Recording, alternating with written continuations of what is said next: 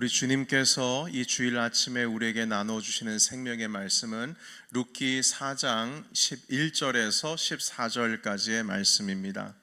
룻기 4장 11절에서 14절까지의 말씀, 우리 다 같이 한 목소리로 읽으실 때 자리에서 일어나셔서 이 말씀을 우리의 입술과 우리의 마음에 담겠습니다. 같이 읽습니다. 시작. 성문에 있는 모든 백성과 장로들이 이르되 우리가 증인이 되나니 여호와께서 네 집에 들어가는 여인으로 이스라엘의 집을 세운 라헬과 레아 두 사람과 같게 하시고 내가 에브라데서 유력하고 베들레헴에서 유명하게 하시기를 원하며 여호와께서 이 젊은 여자로 말미암아 내게 상속자를 주사 네 집이 다말이 유다에게 낳아준 베레스의 집과 같게 하시기를 원하노라 하니라. 이에 보아스가 룻을 맞이하여 아내로 삼고 그에게 들어갔더니 여호와께서 그에게 임신하게 하심으로 그가 아들을 낳은지라. 여인들이 나오미에게 이르되 찬송할지로다. 여호와께서 오늘 내게 기업 물을 자가 없게 하지 아니하셨도다. 이 아이의 이름이 이스라엘 중에 유명하게 되기를 원하노라. 아멘. 생명의 주님 말씀입니다. 자리에 앉겠습니다. 오늘로써 룻기 강해 마지막 시간을 갖도록 하겠습니다. 다음 주일은 가을 부흥회로서 김태훈 선교사님의 말씀을 듣는 시간이 될 것이고요. 그리고 10월 1일부터 다시금 새로운 내용으로 우리 주의 말씀을 함께 보겠습니다. 그래서 오늘 룻기 강의 9번째 마지막 시간, 은혜의 법이 이기다, 이 제목으로 함께 말씀 나누겠습니다. 룻기라고 하는 이 책은 그 사사 시대를 배경으로 한 책이다, 이렇게 말씀을 드렸습니다. 사사 시대는 하나님의 말씀 중심으로 사는 시대가 아니요, 이스라엘 백성들이 자기 마음대로 살았던 시대였습니다. 각기 자기의 소견대로 그렇게 사는 시대였죠. 그러나 아무리 율법을 무시하고 자기의 소견대로 살아가는 시대였다 할지라도 그 율법의 정신과 관습이 이스라엘 백성들의 삶 속에 그래도 아직 남아 있었습니다. 그래서 이 보아스가 율법에 따라서 이 친척 나오미의 가정과 룻을 책임지는 일이 가능했습니다. 아무리 자기 마음대로 사는 시대였다 할지라도 이 가정, 자기 형제와 친척이 아들이 없어서 그 대가 끊어질 경우에는, 당시에는 농경사회였기 때문에 집안에 남자가 없으면 그 집안은 망하는 겁니다. 이때에 그 공동체가 그 가정을 책임지는 일을 해야 된다, 이렇게 율법의 제도로서 말씀해 주시는데, 그 율법의 영향을 여전히 이 공동체가 가지고 있었습니다. 때문에 이 시어머니 나오미를 따라서 베들레헴으로 이 룻이 들어오게 될 때는요, 이 율법의 정신과 관습이 아직 남아 있었기 때문에 이스라엘 정서로서는 이 모압 여자를 받아들이기가 힘들었습니다. 이 모압이라고 하는 나라는 저주받은 나라였는데, 그 내용이, 그러니까 이스라엘의 관습과 정서 가운데 이 모압 땅에 대한 이 부정적인 정서가 이 신명기 말씀에 남아 있거든요. 그 신명기 23장의 말씀을 우리 같이 읽겠습니다. 3절에서 6절까지 말씀입니다. 같이 읽어볼까요? 자, 시작. 암몬 사람과 모압 사람은 여호와의 총회에 들어오지 못하리니 그에게 속한 자는 10대뿐 아니라 영원히 여호와의 총회에 들어오지 못하리라. 그들은 너희가 애굽에서 나올 때에 떡과 물로 너희를 길에서 영접하지 아니하고 메소포다미아의 부돌 사람 부올의 아들 발람에게 뇌물을 주어 너희를 저주하게 하려 하였으나 내 하나님 여호와께서 너를 사랑하심으로 내 하나님 여호와께서 발람의 말을 듣지 아니하시고 내 하나님 여호와께서 그 저주를 변하여 복이 되게 하셨나니 내 평생에 그들의 평안함과 형통함을 영원히 구하지 말지니라. 아멘. 이 말씀을 보면요, 3절로 먼저 돌아가 볼까요? 3절에 보시면 여호와의 총회에 이 모압 사람들은 절대 들어오지 못한다, 이렇게 기록을 하고 있습니다. 여기서 이 총회는 이스라엘 공동체를 의미합니다. 그 공동체 안에 모압 사람은 들어올 수 없다. 특히 예배하는 그 자리 가운데 있을 수 없다.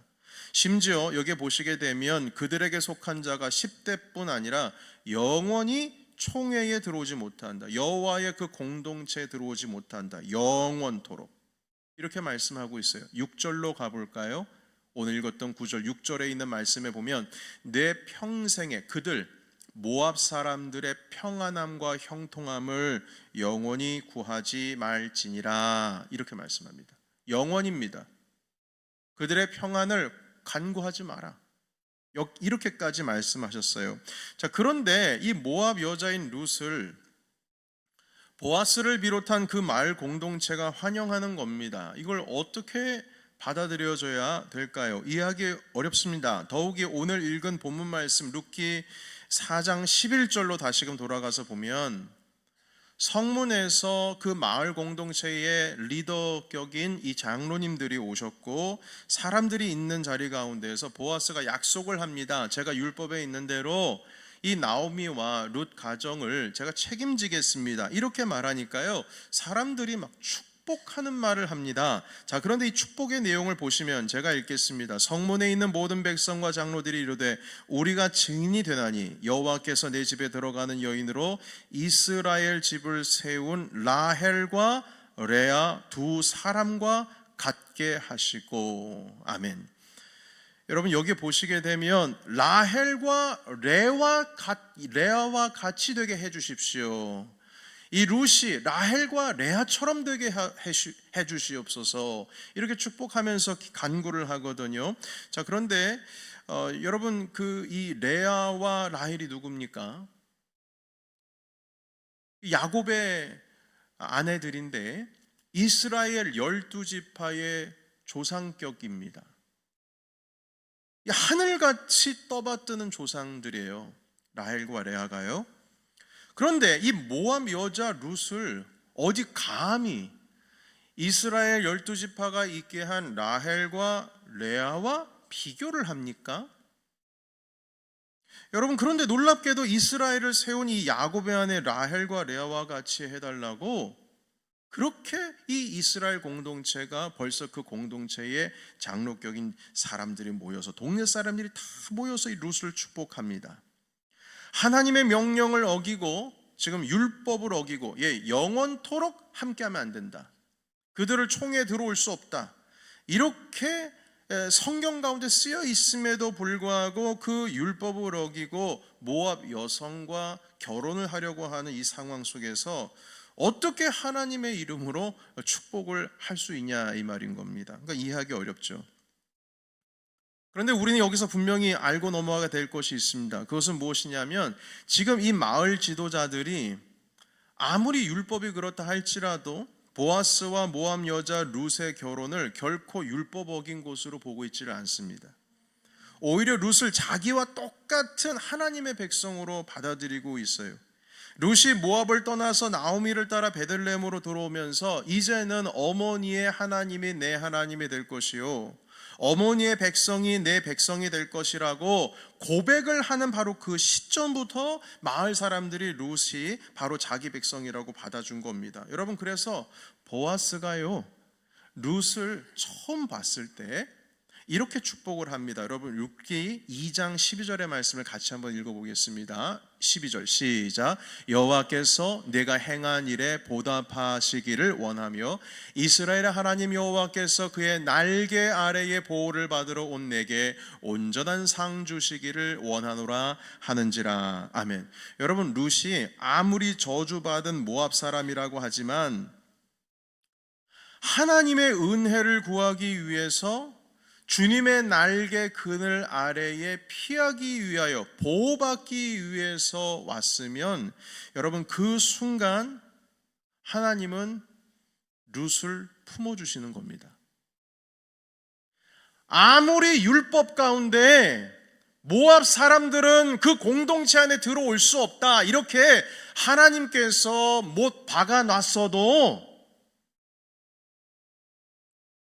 주님의 날개 그늘 아래 주님의 보호하심을 받기 위하여 주님 나를 불쌍히 여겨 주옵소서, 긍휼히 여겨 주옵소서. 저는 주님께로 피할 수 있는 이 방법밖에 없습니다. 주님 나를 보듬어 주옵소서 하면은요, 주님은 품어주시는 거예요.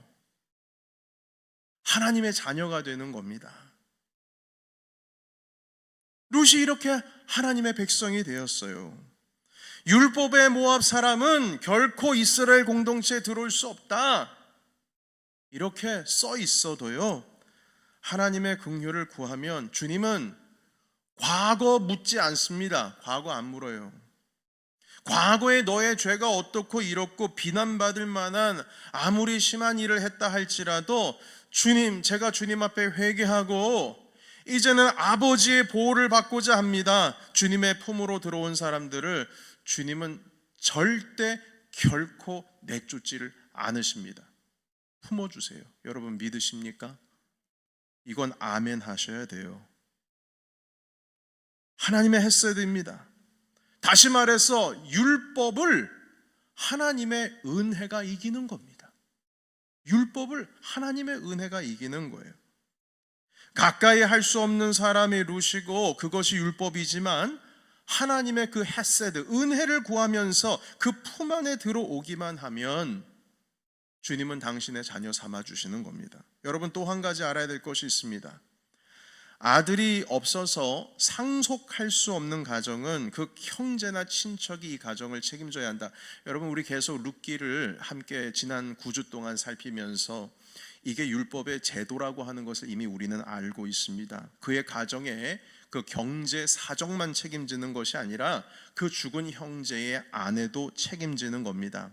자, 그리고 율법에 의하면요, 여러분 좀 이것이 어떤 의미에서는 조금 아쉬울 수 있지만 이것이 사실이니까 한 번 더 여러분들께 언급하고 들어가겠습니다. 그 죽은 형제의 아내를 그 형제나 친척이 자기 아내로 맞이해서 아들을 낳게 되면요, 그 첫째 아들은 자기 아들이 아니라 애초에 죽은 그 형제의 아들이 되는 겁니다. 이게 율법입니다. 그래서 이 아들이 내가 지금 낳긴 했지만, 책임져서 낳긴 했지만 그 아들이 내 족보 밑으로 이름이 쓰여지는 것이 아니라 율법에 의하면 그 죽은 그 전남편, 그 가문의 족보의 이름이 쓰여져야 맞는 겁니다. 이게 율법입니다. 그렇게 그 가정에 남자가 없어 끊어질 법한 가문을 그렇게 일으키는 것이죠. 여러분 따라서 이 보아스와 룻이 결혼을 해서 그 아들을 낳는다고 할지라도 그 첫째 아들은 나오미의 아들이 되는 거예요. 다시 말해서 엘리멜렉 그 가문의 아들이 되는 겁니다. 그리고 그 아들에게 자기가 책임졌던 그 가정의 경제, 그 땅을 다 그 아들에게 줍니다. 더 이상 내게 아니에요. 그러니까 지난주에 함께 말씀 살펴봤던 그 아무개라고 하는 사람은 이 여인까지 룻을 책임지게 될 경우에 아들에게, 태어난 아들에게 그 상속, 자기가 지금 책임졌던 땅을 다 넘겨줘야 하니까 난 손해보는 일은 안 하겠다 하면서 손을 턴 것 아니겠습니까? 그래서 이 보아스가 룻과 함께 결혼을 해서 아들을 낳는다 해도 보아스의 아들이 되는 게 아니에요. 율법적으로는 그 아들이 보아스의 아들이 아니라 엘리멜렉의 아들이 됩니다. 자, 그런데 여러분 놀랍게도 오늘 룻기 마지막입니다. 그 4장의 마지막 18절에서 22절까지의 말씀에 보시게 되면 이 보아스와 룻 사이에 태어난 오벳이라고 하는 이 아들의 족보가 이제 등장을 하게 되는데, 놀라운 것은 이 오벳이라고 하는 아들이 보아스의 아들로 족보에 기록이 되어 있습니다. 여러분 말씀 한번 읽어볼까요? 룻기 4장, 지금 스크린으로는 준비가 되어 있지 않습니다. 18절부터 22절까지 말씀을 제가 읽어보겠습니다. 여러분 한번 찾아보십시오. 제가 읽겠습니다. 18절부터 베레스의 계보는 이러하니라. 베레스는 헤스론을 낳고 헤스론은 람을 낳고 람은 아미나답을 낳았고 아미나답은 나손을 낳았고 나손은 살못을 낳았고 살몬은 보아스를 낳았고 그리고 보아스는 누구를 낳았죠? 오벳을 낳았고, 오벳은 이새를 낳고, 이새는 다윗을 낳았더라. 본래 보아스의 아들이 아니라 이 오벳은 엘리멜렉의 아들로 기록되어야만 했습니다. 이게 율법 제도입니다. 그런데 이걸 실수로 적은 게 아닐까? 아니에요. 실수 아닙니다. 이 저자가 실수로 기록한 것이 아니라 룻이라고 하는 이 존재가 여러분 율법적으로 존재하는 사람입니까? 아니요. 율법적으로는 룻은 이스라엘 공동체에 들어올 수 없는 사람입니다. 이 사람이 들어오는 거는 은혜로 들어오는 것이고 하나님의 용서하셔서 율법을 잠재우고 하나님의 은혜로 들어온 사람이지 율법적으로 건져낸 사람이 아닙니다. 이 룻이요. 하나님의 은혜로 건져낸 사람이기 때문에 이 족보를 기록할 때에 이 오벳이라고 하는 사람은 율법에 기인해서 족보를 기록한 것이 아닙니다. 은혜가 율법을 이기기 때문에 율법대로 족보를 쓰지 않고 은혜에 기인해서 하나님의 헤세드에 기인해서 이 오벳은 보아스의 아들로 족보에 기록을 해 놓은 겁니다. 결과적으로는 하나님의 은혜가 율법을 이긴 것이죠. 여러분 이게 율법으로 보면 율법 제도로 보면 결코 보아스의 아들이 될 수가 없는 사람입니다. 여러분 이렇게 은혜로 태어난 이 오벳, 은혜로 말미암아 그 족보에 보아스의 아들로 태어난 이 오벳은 다윗의 할아버지가 되고요. 이 은혜로 말미암는 족보 끝에는 더 이상 우리가 그 은혜를 갚을 수 없는 십자가를 우리에게 허락하여 주신 예수 그리스도께서 이 족보의 마지막에 등장을 하십니다. 사랑하는 성도 여러분, 결론을 맺겠습니다. 이게 도대체 우리와 무슨 상관이 있느냐? 이 이야기가 도대체 우리와 무슨 상관이 있느냐라고 했을 때 여러분 우리도 마찬가지입니다. 우리도 율법의 족보에서는 도저히 구원을 받을 수 없는 이방인들입니다. 우리는 구원을 얻을 수가 없어요. 우리는 하나님의 자녀가 될 수 없는 사람들입니다. 율법의 기준으로 보면 우리는 죽어 마땅한 사람이에요. 그러나 그 은혜의 족보에서는 우리의 조상은 그 믿음의 조상이 아브라함이 될 것이요 우리의 아버지 되시는 우리 주 하나님께서 바로 우리의 아버지가 되신다는 겁니다. 이건 율법으로 가능한 게 아니에요. 오직 하나님의 은혜로만 되는 줄로 믿습니다. 여러분 그래서 유대인들이요 우리의 아버지가 하나님이십니다 그러면 콧방귀 낍니다. 왜냐하면 율법에 의하면 이방인은 아버지가 하나님이 될 수가 없어요. 그러나 우리는 말합니다. 예수 그리스도 때문에 아브라함이 우리의 믿음의 조상이 되었고 우리 하나님께서 우리 아버지가 되신다. 예수님 때문이다. 유대인들은 믿음이 없으니까 그걸 받아들이지를 못합니다. 그래서 여전히 지금 율법적으로 살아가고 있는 것이죠. 사랑하는 성도 여러분, 우리는 하나님의 헤세드로 주님의 은혜로 구원을 얻은 자들입니다. 그렇다면 우리는 그 은혜의 족보대로 우리는 은혜의 법에 따라서 살아야 될 줄로 믿습니다. 여러분, 넌 이거 잘못했으니까 안 돼. 저거 잘못했으니까 안 돼. 너의 과거는 이랬기 때문에 넌 안 되는 거야. 너 아직까지도 지금 그 상황 가운데서 살고 있으면 여전히 넌 기회가 없어. 끝난 거야. 이게 율법입니다. 죄의 삭은 뭡니까? 사망입니다. 죄의 삭은 사망이라고 하는 그 진리는 변함이 없어요. 그 진리는 변함이 없습니다. 죄를 지으면 죽는 거예요. 그게 율법입니다. 그러나 그 가운데에 하나님의 은혜가 들어옵니다. 예수 그리스도를 믿는 믿음으로 말미암아 예수 그리스도께서 우리의 죄를 다 짊어지시고 저 십자가에 달려 돌아가심으로 말미암아 부활하신 주님께서 우리를 사망에서 이끌어 생명의 길로 인도해 주셨습니다. 우리는 은혜의 사람들이에요. 율법의 사람들이 아닙니다. 그렇다면 우리는 은혜로 살아야 합니다. 은혜의 법은 긍휼과 배려와 사랑과 용서입니다. 하나님은 그 헤세드를 베풀면 그 은혜를 베푸는 모든 자들을 책임지시는 주님이신 줄로 믿습니다. 주님은 책임지세요. 보아스 책임지셨어요. 룻 책임졌습니다. 율법을 잠재우시고 주님은 다 책임지십니다. 사랑하는 성도 여러분, 우리가 율법 아래에 있습니까? 아니면 은혜의 법 아래에 있습니까? 우리는 은혜의 법, 생명의 성령의 법 아래에 있습니다. 예수 그리스도의 십자가의 은혜로 살아간다면 우리는 끝까지 그 은혜를 붙들고 살아야 될 줄로 믿습니다. 은혜의 맛을 본 사람들은 은혜의 법으로 마땅히 살아야 합니다. 율법은 사람을 죽이고 사람을 정죄하지만 은혜는 사람을 살립니다. 모든 말과 행동이 우리는 은혜의 법 아래에 있어야 합니다. 일터에서도 교회에서도 여러분, 우리가 권리를 가지고 있죠. 내 개인적인 권리가 있습니다. 나는 존중받아 마땅하고 내 권리는 인정받아야 마땅합니다. 그러나 여러분, 내 권리 주장하기 전에 상대방을 배려하는 은혜를 베풀어야 그것이 은혜로 사는 사람들입니다. 내가 손해보는 것 같아도 결국 하나님께서 분명히 채워주실 줄로 믿습니다. 지난주에 살펴봤던 그 아무개는 자기 권리 찾았어요. 내가 룻을 책임지면 내 재산이 없어지는데 내가 왜 못하러 책임지냐? 자기 권리 찾았어요. 그래서 그 이름이 뭐예요? 그냥 아무개예요. 아무개예요. 그 이름 알 필요도 없는 거예요. 그러니까 성경에 그냥 아무개로 쓴 거예요. 그러나 보아스는 어떻습니까? 자기 권리 안 찾아요. 자기 손에 안 찾습니다. 대신 은혜를 베풀 만한 자에게 룻에게 은혜를 베푸는 겁니다. 그때의 그 이름을 주님은 기억하시는 거죠.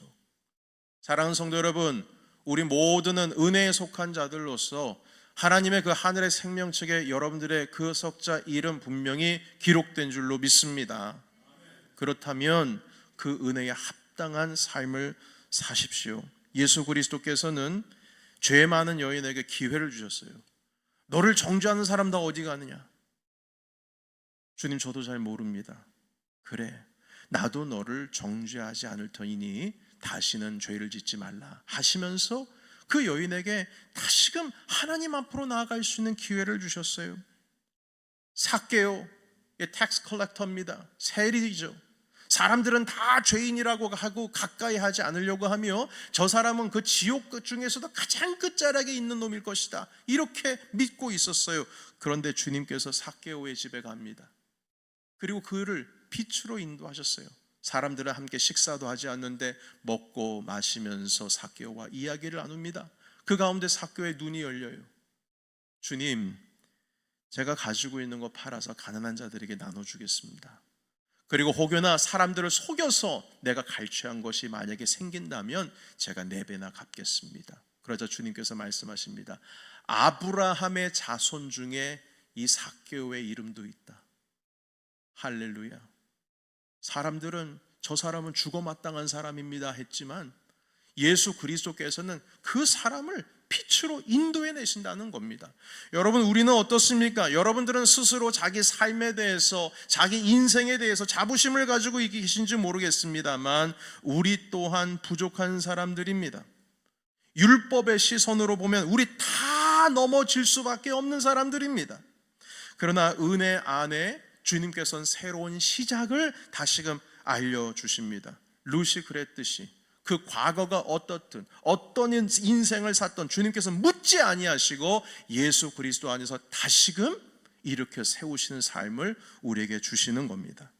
사랑하는 성도 여러분, 룻은 모압 여인으로서 본래 나중된 사람이었어요. 맨 마지막 사람이었어요. 저기 끝에 있는 사람이었어요. 하나님 아버지 앞에 줄 서 있다면 저기 끝자락에 보이지 않는 끝자락에 있던 사람이었어요. 그러나 여러분, 주님의 은혜 가운데 있을 때 그 룻이 어디로 나타납니까? 가장 앞자리로 옵니다. 나중된 자가 먼저 된 자가 되는 거예요. 그러나 먼저 된 자가 있습니다. 바리새인들 같은 사람들입니다. 그들은 주의 은혜로 사는 법을 모르고 율법적으로만 사는 거예요. 나는 잘했다, 너는 못했다, 그래서 나는 의롭다. 여러분, 그렇지만 그들은 먼저인 줄 알았는데 나중에 어떻게 됩니까? 저기 끝자락으로 가는 거예요. 먼저 된 사람은 나중되고 나중된 사람이 먼저 되는 삶입니다. 어떻게 해요? 바로 하나님의 은혜 가운데 있을 때 이것이 가능합니다. 여러분, 우리는 스스로 볼 때 그래 나는 잘났지, 하지만 여러분 우리는 부족한 사람들이에요. 오늘도 넘어질 수 있고 또 넘어질 수도 있고, 또한 그 자리 가운데서 일어나기도 힘든 사람들입니다. 그러나 그 사람들을 예수 그리스도의 은혜로 주님께서는 온전히 세워주셨고, 꺾어질 수밖에 없었던 인생이었지만 다시금 십자가의 버팀목으로 세워서 주님께서는 우리의 인생 가운데 꽃과 열매를 허락하여 주셨습니다. 이 감사함으로 나아가시기를 주의 이름으로 축원합니다. 오늘 룻기를 마치면서 하나님의 은혜의 법이 이 자리 가운데 가득 채워지게 하옵소서. 여러분들의 모든 삶, 우리의 삶 가운데에 하나님의 그 은혜의 법이 넘치게 하여 주시옵소서. 이렇게 간절히 소망하는 마음으로 주님 앞에 다시 서시는 저와 여러분이 되시기를 예수의 이름으로 축원합니다. 아멘. 기도하겠습니다. 우리 함께 통성으로 주의 말씀 붙들고 의기마하게 맞추어 기도하실 때, 하나님, 이 갑갑한 세상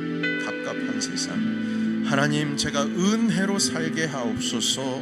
많은 사람들을 배려하고 용서하고 사랑하며 베풀며 사는 사람이 되게 하여 주시옵소서. 하나님께서 은혜를 베푸는 자들에게 책임져 주신다 말씀하십니다. 보아스와 룻을 책임지셨듯이 가장 나중된 자를 주님께서 가장 먼저 된 자로 불러주셨듯이 주님, 은혜로 사는 사람들은 그렇게 붙들어 주신다고 하셨습니다. 이 시간 하나님, 우리는 주님의 은혜로 살겠습니다. 생명의 성령의 법으로 살겠습니다. 우리 다 같이 동성으로 주님 앞에 기도하며 나아가겠습니다. 기도합니다.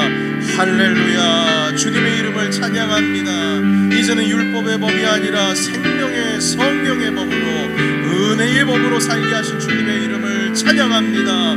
예수 그리스도의 십자가로만 우리가 살아가게 하시고, 우리의 삶 가운데에 하나님 아버지 갑갑하고 하나님 아버지 척박스러운 하나님 이 모든 삶 가운데에서 예수 그리스도의 은혜로 생수와 같은 강물들이 우리 삶 가운데 흘러갈 수 있도록 인도하옵소서. 하나님, 긍휼을 베푸소서. 배려케 하여 주시옵소서. 사랑하게 하옵소서. 용서하게 하옵소서. 살아계신 하나님, 룻에게 허락하여 주신 놀라우신 은혜를 우리에게 베풀어 주셨사오니 우리는 감사 찬송으로 우리의 아버지 되시는 하나님을 찬양하며 살게 하여 주시옵소서. 아버지, 주님께서는 회개하고 주님의 날개 그늘 아래 보호받기 위하여 하나님 스스로 걸어 들어온 자를 주님께서 내쫓지 않으십니다. 품어 안으십니다. 하나님, 이 시간 우리가 주님의 품 안으로 들어갑니다. 보듬어 주옵소서. 하나님, 우리의 과거는 모두 다 십자가에 못 박습니다. 회개하며 나아가오니 주여 우리를 안아주시고, 우리 또한 예수님처럼 그렇게 은혜로서 살아갈 수 있도록 주여 인도하여 주시옵소서. 예수님의 이름으로 기도하옵나이다. 아멘.